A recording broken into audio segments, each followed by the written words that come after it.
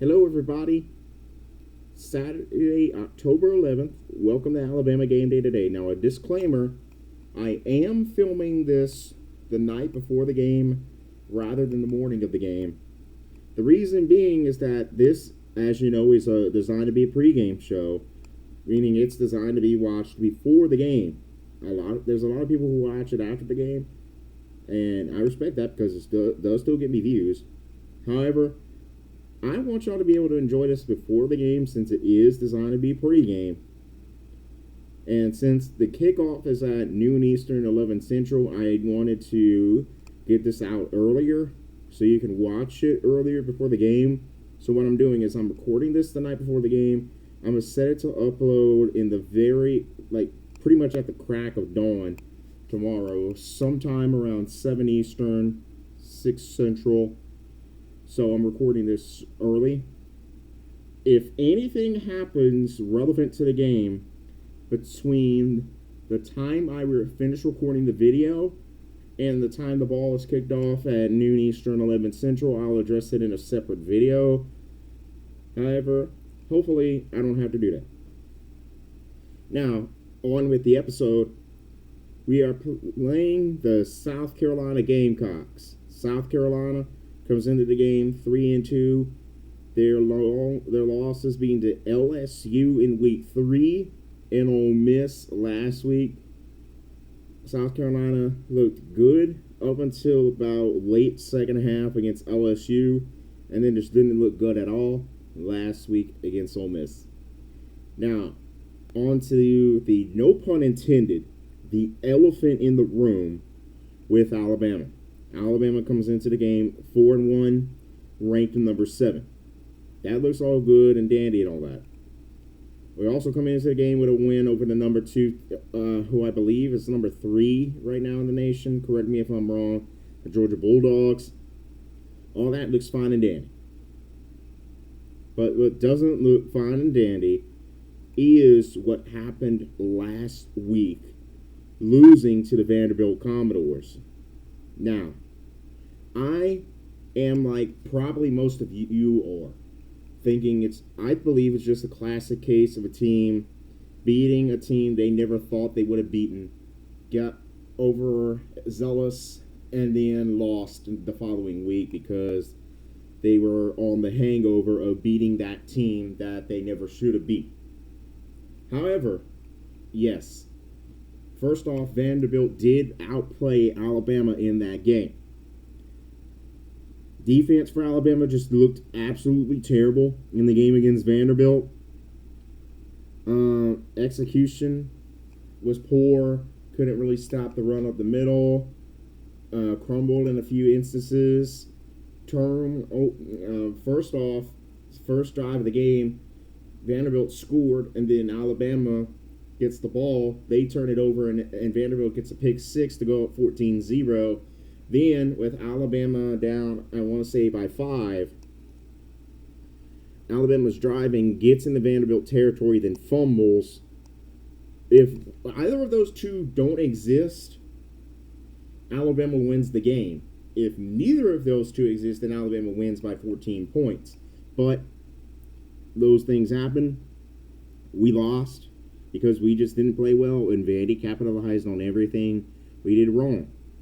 Now, the positives from that game is the running game for the offense.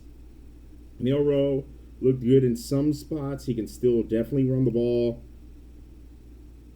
But Alabama needs to put that loss to Vanderbilt in the past Monday. Because this opponent we have, South Carolina, is tougher than Vanderbilt. Now, they're definitely not nearly as strong as Georgia. Probably not even as good as Wisconsin, maybe. But, as we've seen, you cannot overlook anybody in the SEC. We learned that the hard way last week. Tennessee learned that the hard way. Michigan learned that the hard way. A whole bunch of teams last week that were within the top 15 learned that lesson the hard way against unranked teams. And this is yet another one where you have a top 10 team in the form of Alabama versus an unranked team in the form of South Carolina. Alabama is definitely favored to win. Alabama is definitely more talented than South Carolina. I trust Kalen DeBoer more than I would trust Shane Beamer. But all that was in play last week, and look what happened. We have to have a much better game. We cannot be looking back at weeks where we won where we shouldn't have. We cannot be looking ahead to next week when we play the Volunteers in their stadium. We have to focus on who is in front of us in the form of South Carolina, because if we are not focused specifically on South Carolina, then it's going to have consequences during the game. Weather is supposed to be very well in Bryant-Denny Stadium for the game. Betting odds last I checked was Alabama favored to win by 21. So if you think Bama wins by 21 or more, you take them at minus 21.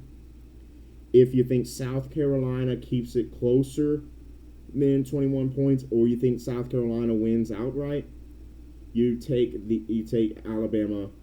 South Carolina plus 21.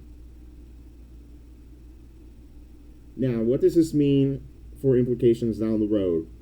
Obviously, if Alabama wins the game, nothing major really changes because South Carolina is going to remain unranked, and Alabama probably won't move up unless somebody falls in front of them. But this has major implications for two things. First off, the playoffs.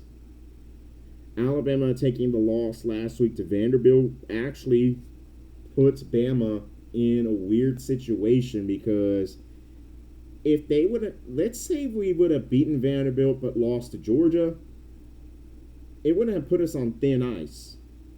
However, the loss against Vanderbilt puts us on thin ice than if we would have lost to Georgia but beat Vanderbilt, because if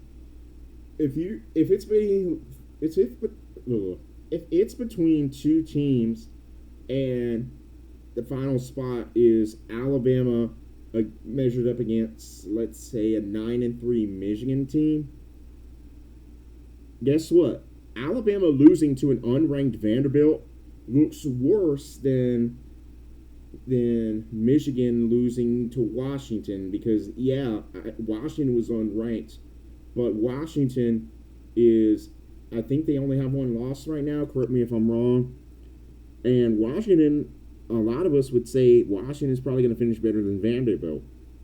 Vanderbilt, even with that win last week over Alabama, a lot of us probably wouldn't say Vanderbilt finishes more than 6-6. Washington, you could probably see a best case scenario for them being 8-4.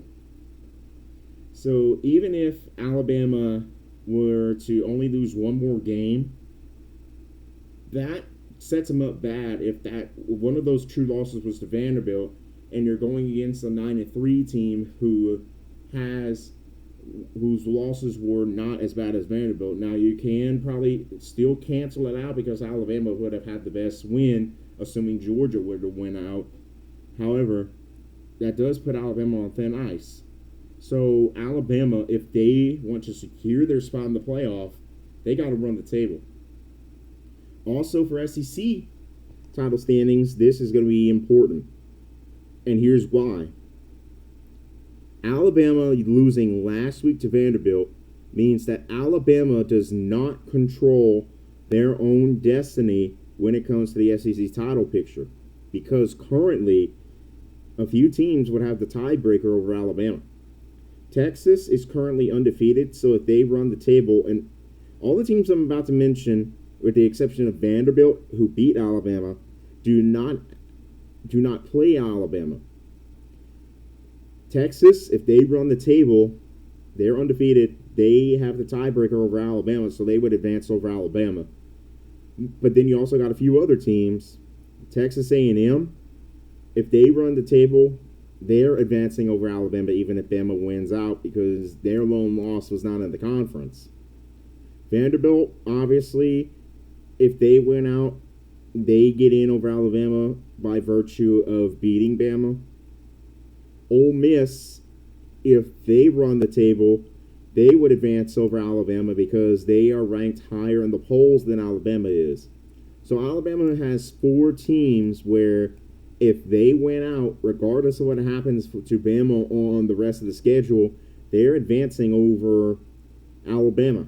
Now, a few things do work in Alabama's favor. Texas, even though they don't play Alabama, has a few common opponents with Alabama. Georgia in a couple of weeks.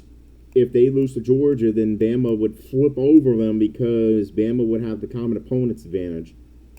Texas A&M, you can make, if they lose a game in the conference, then Bama, by winning out, could advance over them because of the fact that Alabama's ranked higher in the polls than they are.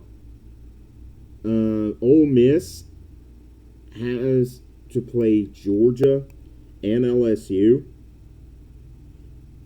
If they lose either of those two and Bama wins out, then Bama advances over them by virtue of common opponents advantage.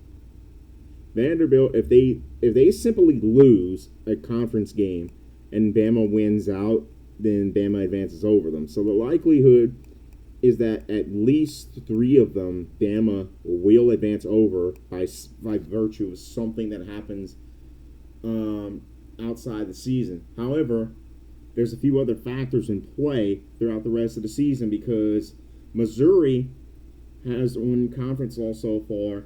They play Alabama. Tennessee has one conference loss so far. They play Alabama. LSU has no conference losses so far, but they play Alabama. So there's a few opponents that Alabama down the line of the schedule has to defeat if they want to have a chance to go to the SEC title game. But you also can't overlook the opponents like South Carolina. I forgot to mention Oklahoma earlier, too, in the ones that Alabama plays that currently only has one conference loss. Auburn, even Auburn, you cannot overlook a single opponent in the rest of the conference schedule because one loss virtually eliminates you from the SEC title picture and makes it that much harder to go to the playoff. Now, we are in the 12-team playoff era, so 2 losses, unlike the 4-team playoff era, is not necessarily a death sentence. When you compact that fact that Alabama now has a loss to an unranked team, then that puts Alabama on slicker ice. Now, you can argue that maybe that they would look more favorably on the victory over Georgia, especially if Georgia were to somehow win out and win the title. But you cannot ignore that unranked loss. So the biggest implication of the game for Alabama has to do with Alabama standing in the SEC title picture and the playoff picture. Also, if you're one of those people who believes Milroe is still one of the favorites to win the Heisman, Milroe now has to play better than he did ever before in order to win the Heisman race, especially with people like my favorite to win the Heisman, which is Travis Hunter, just absolutely obliterating the rest of college football. Bottom line, if you're Bama, you have to win this game. Otherwise, a lot of what you worked for in the offseason to get back to the playoffs to prove you still belong with the elites that go to the playoff, you have to win the game. Because if you have 2 unranked losses, even though we would most likely have around 4 ranked wins, possibly 5, those 2 unranked losses would pile on to the point where it could eliminate us from the playoff. Heck, even if we don't lose, but then lose to Tennessee or LSU, who I think are the 2 most likely to beat Bama in the remainder of the schedule, it would be hard to make the playoff at 10-2 when one of your losses is to an unranked Vanderbilt. So to keep their chance, bottom line is to keep their chances alive at both the SEC title and the playoff, you have to win the game if you're Alabama. Now, obviously Alabama is favored, but that doesn't make a difference. You got to do your business on the field. Alabama, you got to win this game. That does it for this episode of Alabama Game Day today. Again, this is being recorded the night before the game, so if anything happens between the time I finish recording this that affects the game, I will address it in a short, probably tomorrow morning after this goes public. I will see you at halftime of the game, and I will see you at the end of the game, win or lose. Enjoy your game day. Subscribe to the channel, like the video, and hit that notification bell. That way you can be notified anytime Alabama Game Day Today or Roll Tide 99 has new content. Next Alabama Game Day Today will be next Saturday as Alabama takes on the Tennessee Volunteers. In the meantime, enjoy game day. Have a good day. I hope your team wins, unless your team is South Carolina. And Roll Tide.